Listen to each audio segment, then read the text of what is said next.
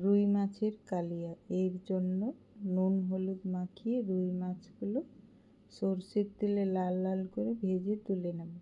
ওই তেলে জিরে তেজপাতা টমেটো কুচি পেঁয়াজ আদা রসুন কাঁচা লঙ্কা বাটা ধনে জিরে গুঁড়ো হলুদ গুঁড়ো কাশ্মীরি লঙ্কার গুঁড়ো একটু জল দিয়ে মশলাটি ভালোভাবে ভেজে নেব।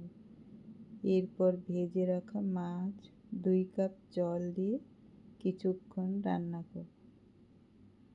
ঝোলটা কমিয়ে তার মধ্যে দিয়ে দেব ভাজা মশলার গুঁড়ো ধনে পাতা কুচি চেরা কাঁচা লঙ্কা দিয়ে নেড়ে চেড়ে নামিয়ে নেব। টক দই ছাড়াই রুই মাছের কালিয়া রেডি।